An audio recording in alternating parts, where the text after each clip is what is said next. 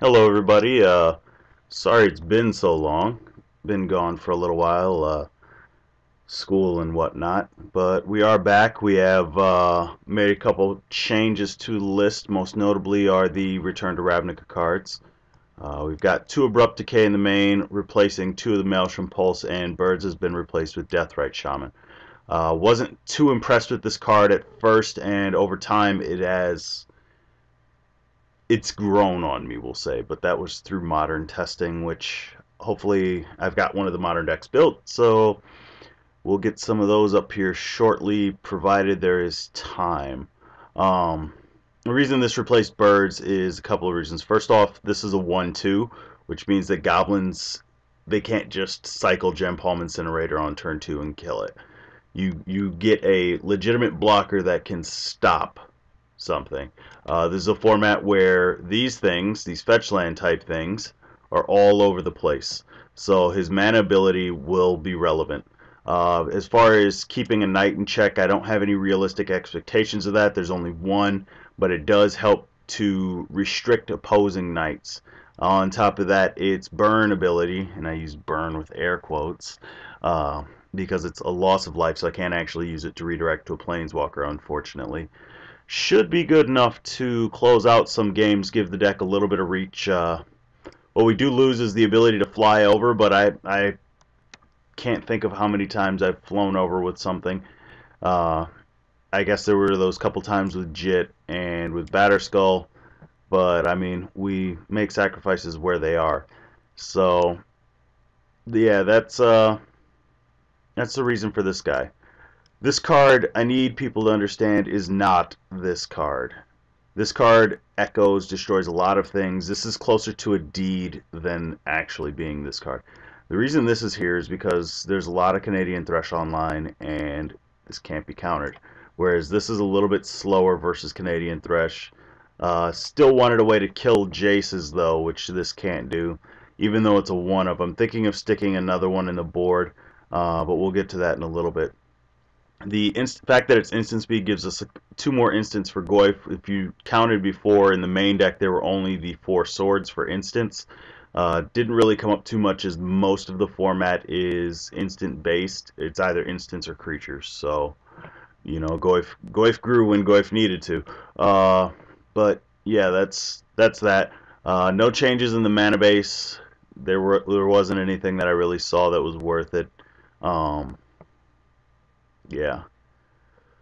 So that brings us into the sideboard. Choke still for that big control mirror. Keeping the Dismember, this is on the chopping block for right now, so I'm going to actually scoot some of this down. And the reason it's on the chopping block is, I'm going to put those over there as well, simply because of the fact that we have now 6 instant speed removal spells that are low costed, and I'm figuring that between diamonds, swords, and decays, we should be able to provide something for those decks on turn 1. Also, Zealous Persecution has been a house every single time that I've played it in the format, and you know what, I took them off the screen. Hey, hey. Yeah, let's put those back. Um, Zealous Persecution has been a house every time that I've played it, so I've been more than happy with it. We did, however, well, we haven't touched the sideboard. What I'm looking to do is possibly change this into a second Maelstrom Pulse and a second Teague and probably another piece of discard, if not a third Liliana.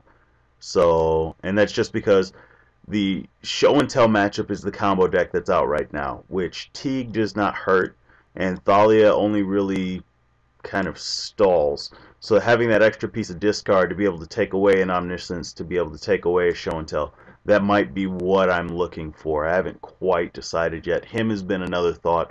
Um, excuse me. The second Teague is for the Miracles match. They usually expect one. Sometimes you can Thoughtseize and then extirpate out the swords, leaving them with a very minimal amount of things that they can do. But a lot of times that's not a realistic expectation. So having one that can take it for the team into being able to deal with the problem seems like a much better solution to the problem. Other thoughts were Lightning Greaves, just being able to hook up Lightning Greaves 2 Teague, then they've got to O-ring that before they can do anything at all. And if you have an Abrupt Decay, it's like they O-ring it, and then you kill the O-ring. With this in the format, I am expecting a lot more of other random things, such as name of the card, please. Misdirection. There we go. I'm expecting more misdirections, but only as this starts to pick up steam. So, yeah.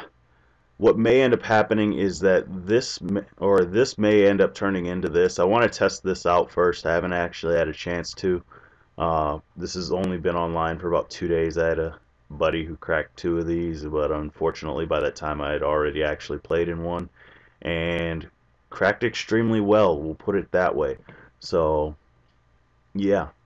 Um, well, I guess we're going to take this through the gauntlet a couple times. Going to try it out in the tournament practice room. Haven't had a chance to test this setup. There shouldn't be much difference, but I'd like to at least make sure of it. So I'm going to make sure I save this, and I will see you later.